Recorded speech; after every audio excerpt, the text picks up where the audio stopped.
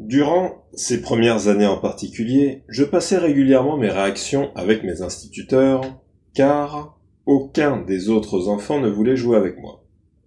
J'étais un étranger si évident et si différent d'eux qu'ils éprouvaient un sentiment inconscient, non pas exactement de racisme, car je ne crois pas qu'il s'agissait de cela, mais plutôt de rejet naïf né de leur ignorance.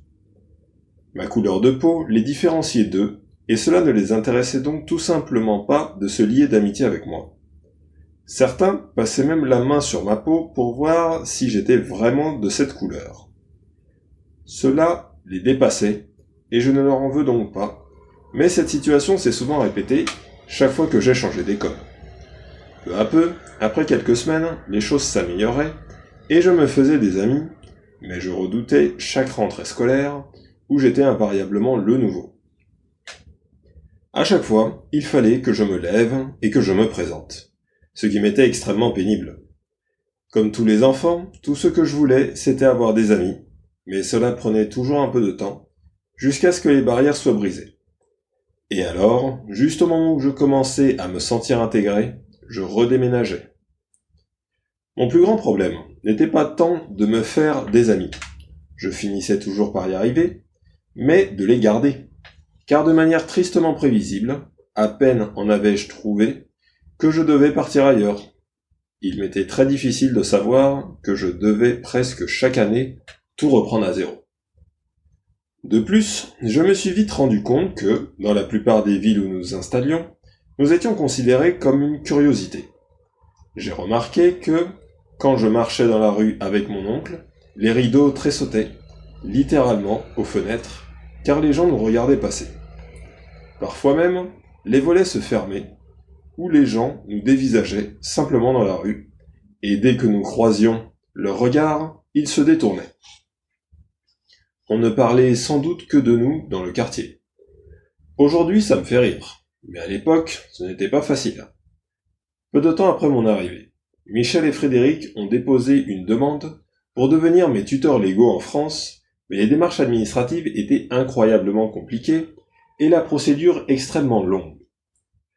Le délai a donc expiré, et n'étant plus autorisé à rester dans le pays, je suis retourné chez mes parents en Côte d'Ivoire, après 2 années passées en France. Ou plutôt, je suis rentré pour l'été 85, à 7 ans, pour apprendre en fait que je restais pour de bon. Du moins jusqu'à nouvel ordre. C'était fantastique d'être de retour auprès de mes parents, et de ma famille. J'étais fou de joie. De fait, durant mon séjour en France, je m'étais parfois senti vraiment triste et seul.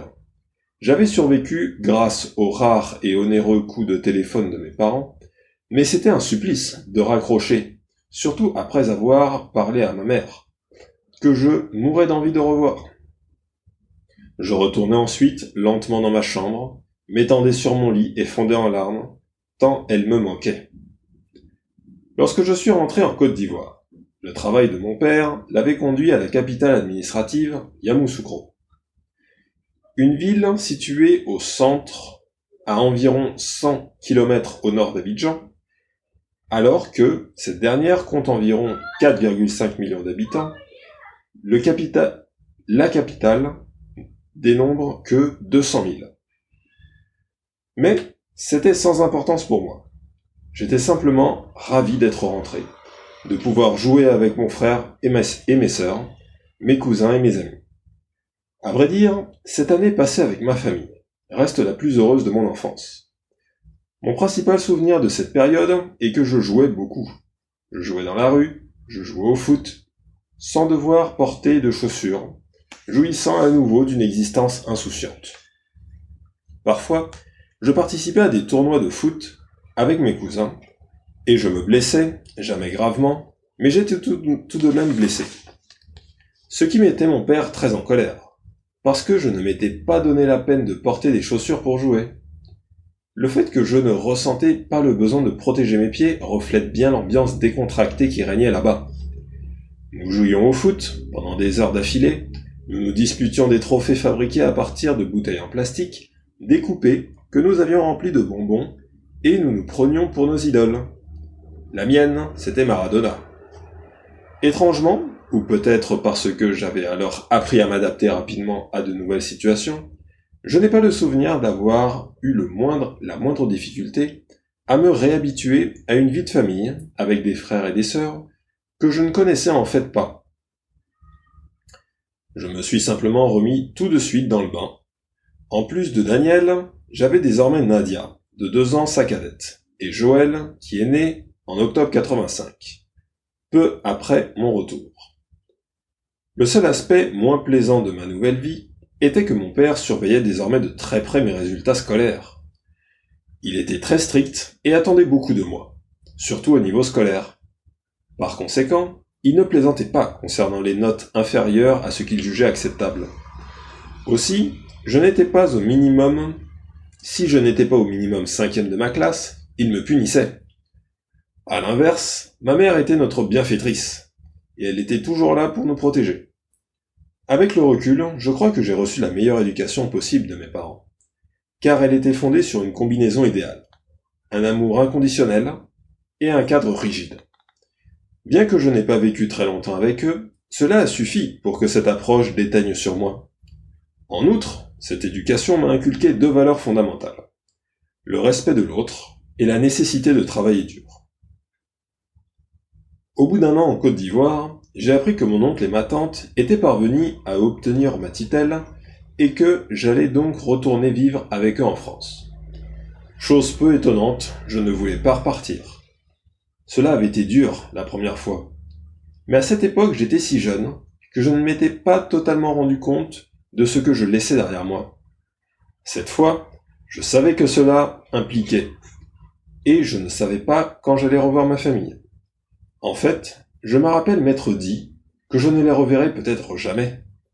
Et malgré tout l'amour que j'avais pour mon oncle et ma tante, et qu'ils avaient pour moi, ce ne serait jamais la même chose que d'être entouré de ma famille immédiate et de mes parents. Je sentais la différence, même si je savais que celle-ci était dans ma tête, pas dans leur manière de me traiter. Ce fut néanmoins un moment difficile pour moi. Il y avait toutefois un aspect positif. Leurs 2 jeunes enfants, Marlène et Kevin, étaient comme frères et sœurs pour moi. Et j'aidais leurs parents en m'occupant d'eux et en jouant beaucoup avec eux. Lorsque je suis reparti, ce fut pour Dunkerque, tout à fait au nord de la France. C'est là qu'en 87, à 9 ans, j'ai pu obtenir ma première licence de footballeur et jouer dans ma première équipe véritable. Je me sentais très professionnel et j'étais très fier, car nous portions la même tenue que l'équipe senior pour laquelle jouait mon oncle. Celui-ci jouait à l'avant. Il était attaquant et m'a énormément appris durant ma jeunesse. Quand je repense à ma vie avec lui, je nous revois, tous les 2 à Dunkerque, lorsque nous nous rendions à la plage le dimanche. Il me montrait toutes sortes d'astuces. Par exemple, il m'a appris à utiliser mon corps pour résister à un défenseur, et à choisir le moment opportun pour sauter. Quand je le voyais bondir pour attraper le ballon, j'avais l'impression qu'il restait en l'air pendant une éternité, comme s'il volait. Je voulais l'imiter en tout cas, et ce n'est pas une coïncidence, je suppose, si j'ai fini par jouer au même poste que lui, et par être connu, entre autres, pour ma capacité à passer les défenseurs et pour mon habileté dans les airs.